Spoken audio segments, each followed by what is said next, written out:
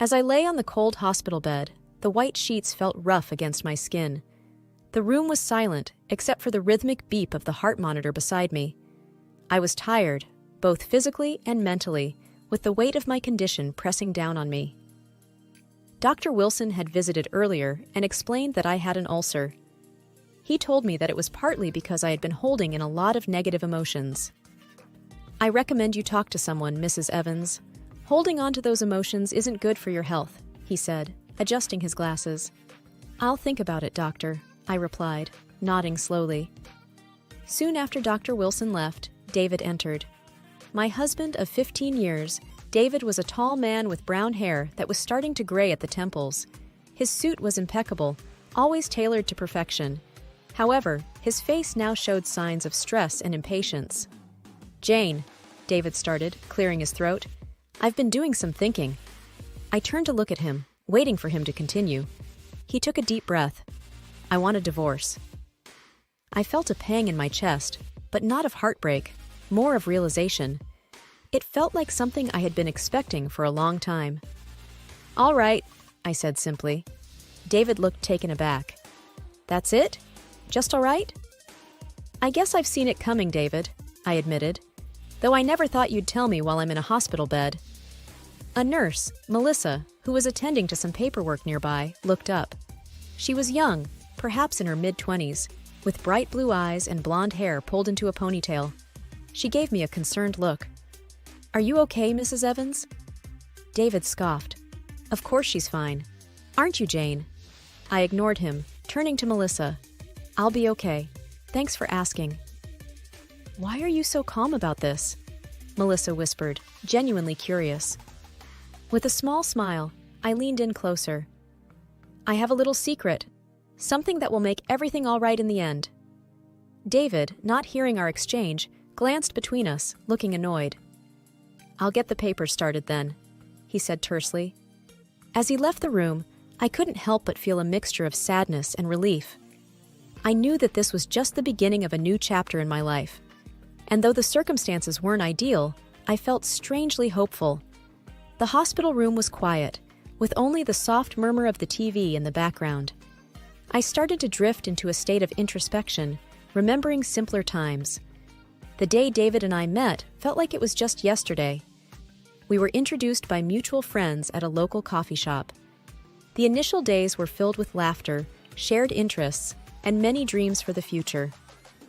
"Jane, have you ever thought about traveling the world?" David had once asked me during one of our early dates. "I've always wanted to," I replied, taking a sip of my coffee. "But you know, life gets in the way. Work, responsibilities." David smiled warmly. "Maybe we can do it together one day." I chuckled. That sounds like a dream. But as the years went on, things changed. David got a high-paying job, and suddenly, money became a focal point in our lives. We moved into a big house, drove expensive cars, and attended high-profile events. It was a life many dreamed of, but it felt empty to me. "I bought another painting today," David said one evening, showing off a piece of artwork that cost more than what I earned in a month at the bookstore. "It's beautiful," I replied, trying to show enthusiasm. But deep inside, I missed our simpler days, when happiness wasn't measured in monetary terms. The stark difference in our earnings soon became a sore point. David would often berate me for not making enough and for spending too much time at the bookstore. "Jane, can't you find a better job? Something that pays more?" he once asked. "This is what I love, David," I retorted, frustration evident in my voice. "I thought you of all people would understand." His reply was cold. "Well, love doesn't pay the bills." Health concerns started adding to our strained relationship. The constant pain in my stomach became unbearable at times. I remember one particularly bad night when I was curled up in pain. "Jane, are you okay?" David's voice was filled with annoyance rather than concern. "My stomach, it hurts so much," I managed to whisper. "You're always sick," he snapped. "Maybe if you didn't stress about that bookstore so much, you'd feel better."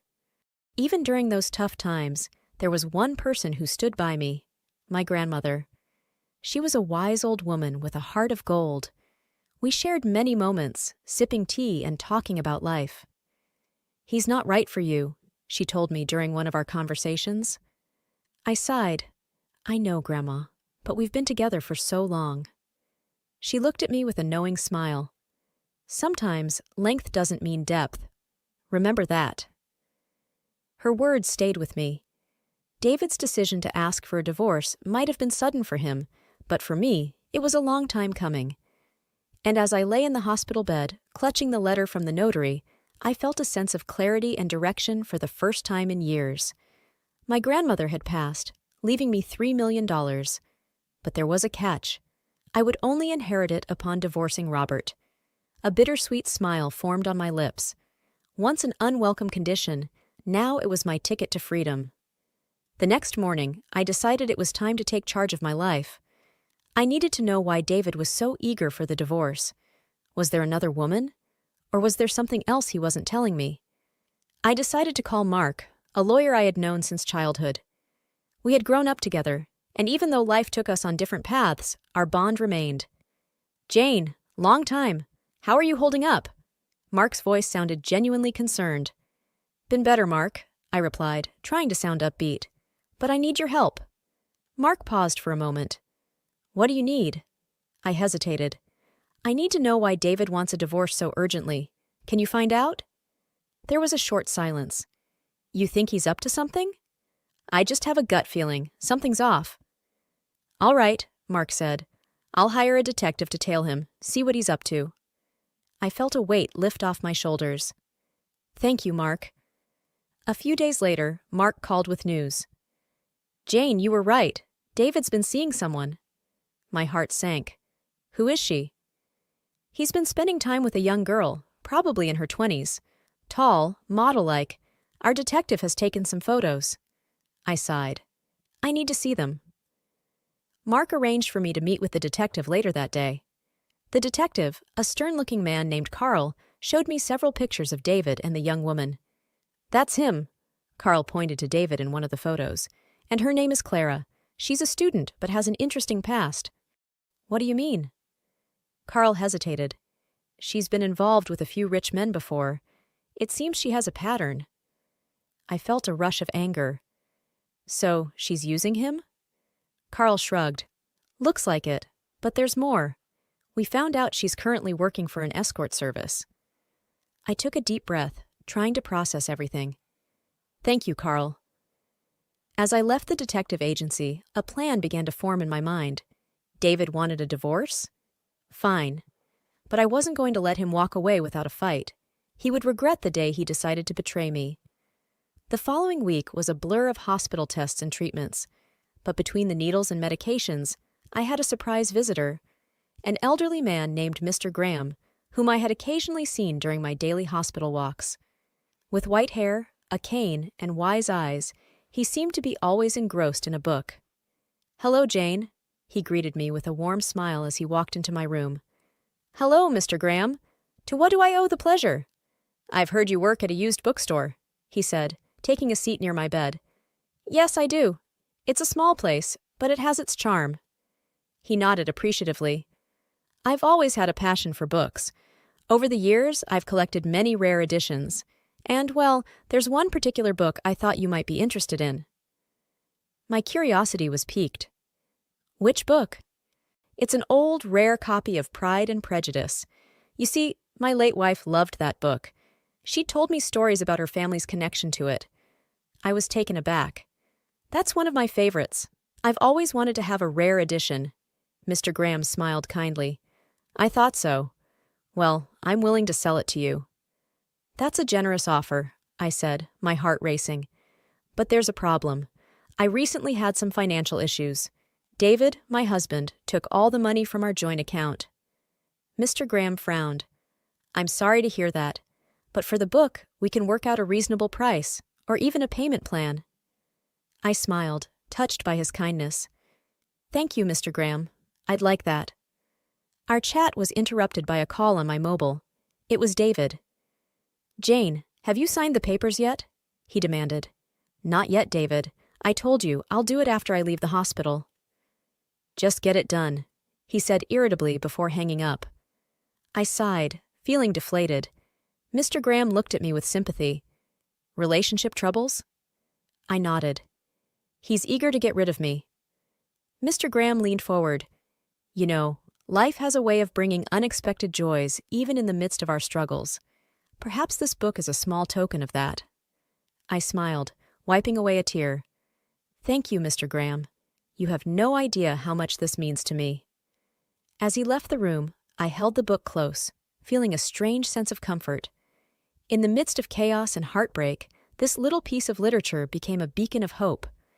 After my release from the hospital, I met with Mark to strategize our next steps. The evidence against David was strong, and I was ready for confrontation. Mark handed me a file. Everything you need is here. Pictures, documents, everything. I nodded, feeling a mix of anxiety and determination. Thanks, Mark. I appreciate everything you've done. He looked at me seriously. Just remember, be strong. David might try to manipulate or guilt-trip you. I'm ready, I affirmed. The confrontation was set for an upscale restaurant downtown. David had chosen the place, probably to flaunt his financial superiority. As I walked in, I saw him seated at a corner table with Clara, the young model. Her presence was unexpected, but made me more determined. David smirked as he saw me. Took you long enough. Traffic, I replied curtly. He gestured to Clara. You remember Clara, my secretary? I smiled sweetly at her. Of course, how could I forget? David, eager to get things underway, said, So, have you signed the papers? I looked at Mark, who handed over a document. David quickly scanned it, his smirk fading. What's this? He asked, sounding genuinely confused. It's a demand for a significant share of your assets, Mark replied coolly. David laughed. On what grounds? Mark slid over the pictures of David and Clara. On these grounds, infidelity. Clara looked horrified, her eyes darting between the pictures and David. David's face went red. This doesn't prove anything. Mark wasn't fazed. It's enough, and there's more. He handed over another set of photos, showing Clara with different men. David looked at Clara, betrayal evident on his face. What is this, Clara? Clara stammered. I can explain. I chimed in. No need. Mark already explained to me about your profession. David looked crushed. His grand plan had backfired spectacularly. I decided it was time to deliver the final blow. Oh, and by the way, David, my grandmother passed away and left me a substantial amount. So don't worry about the dinner bill. I've got it. The look on David's face was priceless. The combination of shock, regret, and realization was almost poetic. I stood up. This is the last time you'll see me, David. Goodbye. Walking out of the restaurant, I felt a sense of freedom I hadn't felt in years. I was finally free from David's toxicity, and it was time for a fresh start. The past few weeks after the restaurant incident had been a whirlwind of changes. The whole town buzzed with news of David's fall from grace, and the whispers and pointed fingers were unavoidable whenever he made a public appearance. One afternoon, my phone rang, displaying David's number. I hadn't expected him to call ever again. Still, out of sheer curiosity, I answered. Hello? Look. David's voice was rough, almost desperate. I need to ask you something. My defenses immediately went up. What do you want? He hesitated, and I could almost picture him struggling for words. I need a loan. I raised an eyebrow. You want money from me? Yes, he sighed, his voice breaking a little. I spent a lot on Clara, on gifts, travels, everything she asked for. Plus, there are debts I've accumulated. I thought I had it under control, but now with everything falling apart, I just need some help to get back on my feet. His confession did give me a moment of satisfaction, but I remembered how he had treated me in the past, his condescending words and attitude. You told me once that I shouldn't spend money on myself because I'm an uninteresting woman, I said coldly, recalling his exact words. Why should I help you now? He was silent, likely recalling that painful memory. I waited. I'm sorry for what I said, he replied. It was wrong, but I really need this. I took a deep breath. David, You made your choices, and now you have to live with the consequences. I won't help you." I could hear the desperation growing in his voice. "Please, just think about it. I'll do anything." "No," I responded firmly. "Goodbye, David." I hung up and took a deep breath, feeling the weight of the past finally starting to lift off my shoulders. I was in control of my life now, and no one could take that away from me. The courtroom buzzed with murmurs, everyone exchanging opinions and whispers, but my focus was sharp. I looked straight ahead, bracing myself for the face-off. The mahogany doors opened, and in walked David, his hair disheveled, and his face reflecting sleepless nights. He still managed to look charming, but I saw through it. Mark, my lawyer, stood tall beside me. "Stay strong," he whispered. "Today is the day we set things right." David approached hesitantly, his eyes pleading. "Can we talk? Just for a minute?" I nodded towards Mark, signaling him to give us a moment. "Make it quick." David took a deep breath. "I'm so sorry. I realize the pain I've caused. Please, can we not do this? Can we not make it a public spectacle?" His words seemed genuine, but years of deceit had made me wary. "David, this isn't about you anymore. It's about justice." He looked defeated, but tried one more time. "Isn't there any room for forgiveness? For us to start afresh?"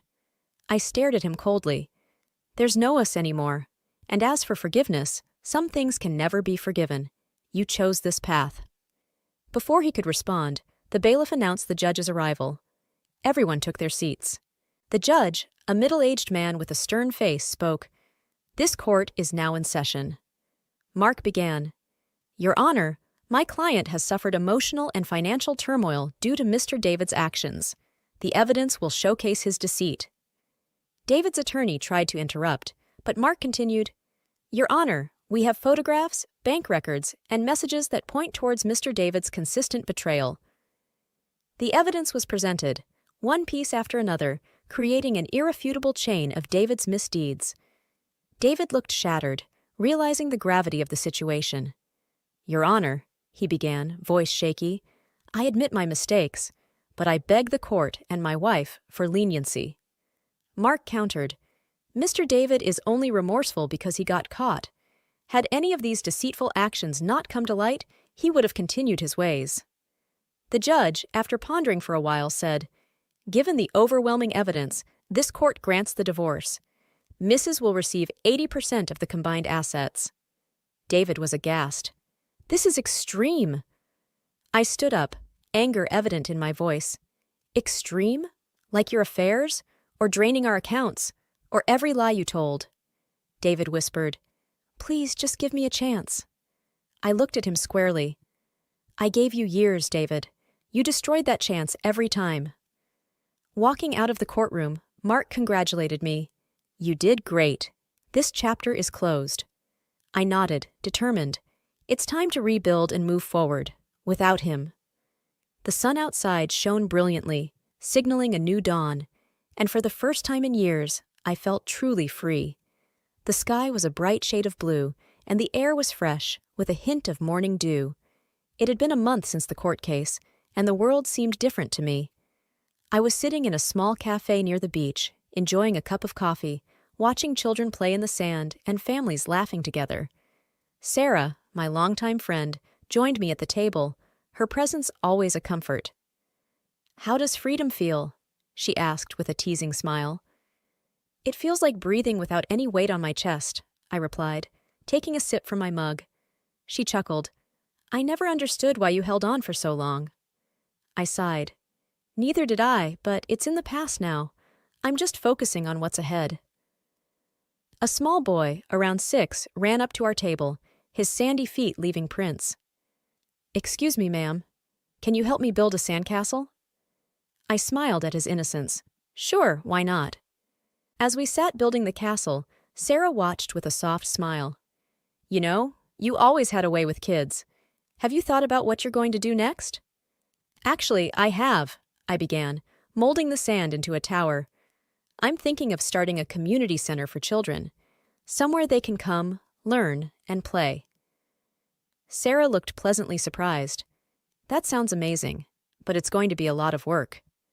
I'm ready for it. I've been tied down for so long. It's time I did something that truly matters. The day wore on, and Sarah and I talked about everything under the sun, memories, future plans, and the latest town gossip. Later, as the sun began to set, casting a golden hue on the horizon, I stood up, stretching my legs. You know, Sarah, it's moments like these that I miss the most. Simple, peaceful, just enjoying life. Sarah nodded.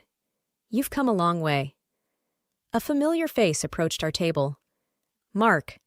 He looked different in casual wear, less the stern lawyer and more like an old friend. I hope I'm not interrupting, he said, a smile playing on his lips. Not at all, I replied. Have a seat. He sat down. I was in the area and thought I'd check on you. How have you been? Better, I said. Much better. Sarah, always the tease, chimed in. You two should hang out more. You're both single, after all. Both Mark and I blushed, exchanging an awkward glance. Well, we can always start with a coffee, Mark suggested. I laughed. Sounds like a plan. As night fell, the three of us walked along the beach, feeling the waves touch our feet, the vastness of the ocean reminding me of the endless possibilities that lay ahead. Life was no longer about the past. It was about seizing the day, making a difference, and perhaps, just maybe, finding happiness again. Days turned into weeks, and weeks into months. The community center became a reality, a place bustling with kids, laughter, and learning. Mark and I grew closer, our bond strengthened by mutual respect and understanding. One evening, as I stood on the balcony of my new home, looking at the vibrant colors of the setting sun, Mark came up behind me. You've done it, he whispered. I turned to face him. We did it. Together. He pulled me into a hug, and we stood there, looking out at the horizon, knowing that the past was behind and a new dawn awaited. And as the first stars twinkled in the early night sky, I realized that sometimes endings are just new beginnings.